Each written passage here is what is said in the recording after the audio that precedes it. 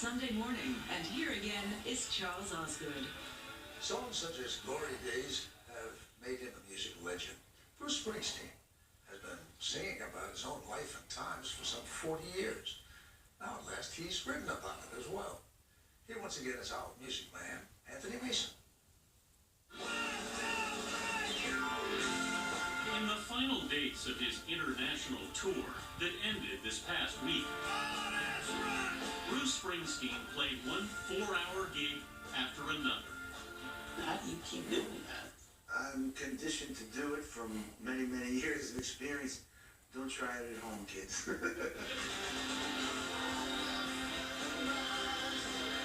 It's the one arena where the singer, who turns 67 this week, can control the clock.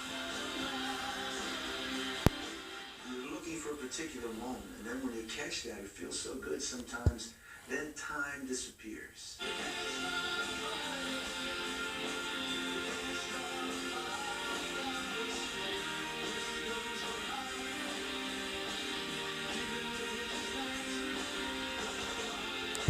You get a little physically tired, though it's amazing how you can do it every night when you're called to. We met on the singer's New Jersey farm recently, at the recording studio he built there. Where do you think your drive comes from? I believe every artist has someone who told them that they weren't worth dirt, and someone who told them that they were the second coming of baby Jesus, and they believed them both. And that's the fuel that stirs the fire. For Springsteen, the fire started in Freehold, New Jersey. Get into geography. Where was home? Home was right up here. Yeah, on the block around the St. Rose of Lima Catholic Church. My house was here. Church was there. My aunt's house was there. My other aunt's house was right next to her. The grinding, hypnotic power of this ruined place would never leave me, he writes in Born to Run, his new autobiography published by Simon & Schuster, a division of CBS.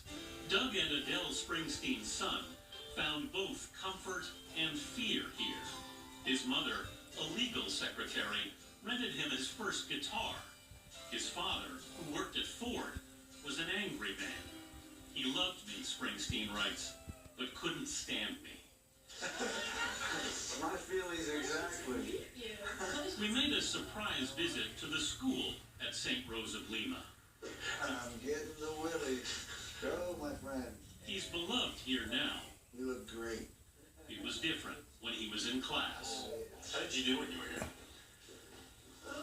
Not particularly well, you know.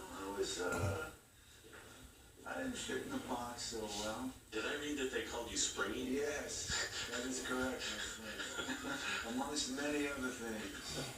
Long after he moved away, Springsteen would drive back at times to Freehold. And I still cruise through every once in a while. What are you looking for when you do?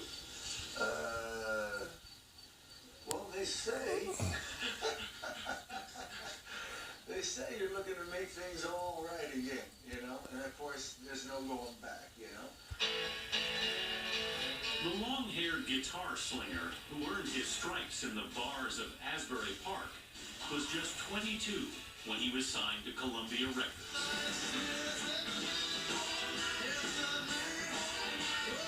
His first 2 albums did not sell well. So he poured his soul into a new song called Born to Run.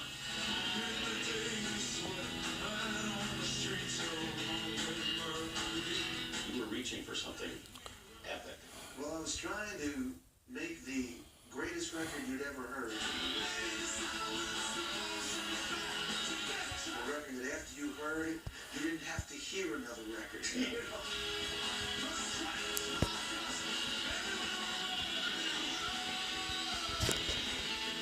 Born to Run launched Bruce Springsteen. The album's now iconic cover also featured sax player Clarence Clemens. Bruce's mythic sidekick, the big man's imposing presence, came to symbolize the brotherhood of the E Street Band. How would you describe your relationship with Clarence? It was very primal, you know. It was just, you're some missing part of me. some dream I'm having.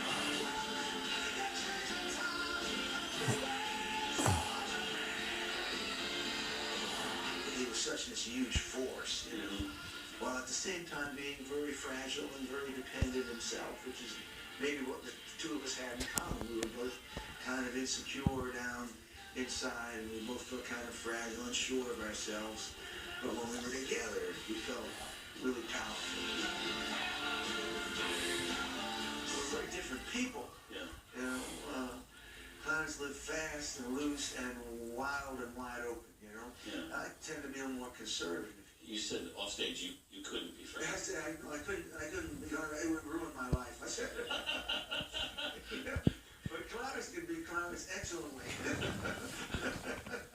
He was very good at it. Until his health began a long decline. In 2011, Clemens suffered a stroke and died days later.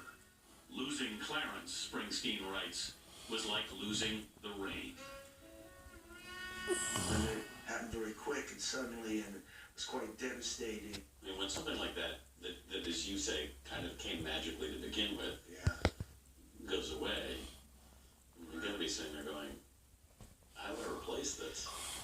There's no replacing Clarence. You know, you're going to do something else. Clarence had mentioned he had a sax-playing nephew, Jake Clemens. Springsteen turned to him to resolve the band's identity crisis. When you saw this was finally working, was it a relief? Oh, yeah, you kidding? It was like the weight of the world was off my shoulders, you know? But Springsteen faced an even greater challenge as he entered his 60s, a crippling attack of depression that he battled with the help of his wife and E Street Band member, Patti Scialfa. It lasted for a long time. My 60s would last for a year, and then it would slip away, then it would come back for a year and a half. Do you see it coming? Do you feel it coming? Not really, you know. It sneaks up on you. It's like this thing that engulfs you. I got to where I didn't want to get out of bed, you know, and you're not behaving very well at home, and you're tough on everybody. Hopefully not the kids. I was trying to hide from the kids, but you know, Patty really had to work with me through it, and her strength and the love she had was very important, you know, as far as guiding me through it. She said, well, you're going to be okay. Maybe not today or tomorrow, but it's going to be all right. I mean, you still function with it.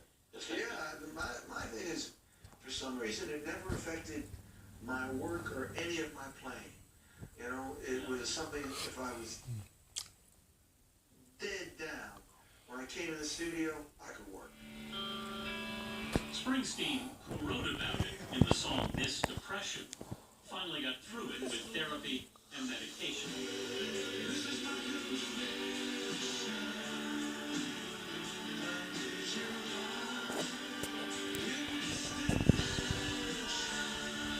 His late father also suffered from mental illness, and much of Springsteen's book is an attempt to write a new ending to their relationship.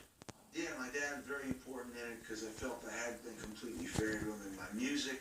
How did you feel that you were unfair in your music? I think that I left an image of him as sort of this very domineering character, which he could be at different times and could be frightening. But he was also much, much more. He had a much more complicated life.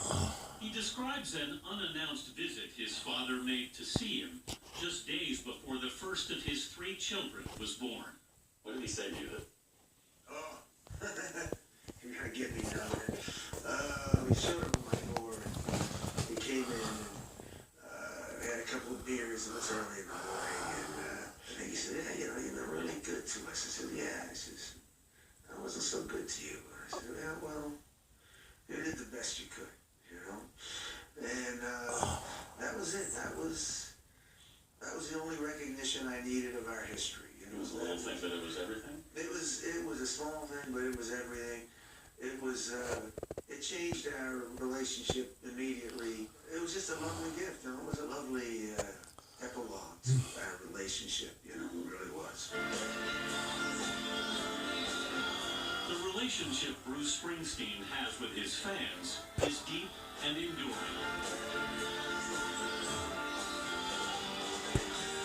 I'm still in love with playing, and my attitude at this point in my life is this is what I love to do. I want to do as much of it as I can. Again and again on this tour, he played his longest shows ever in the U.S. Around 4 hours every night. You could play for just 2.5 hours, you know? I suppose I could.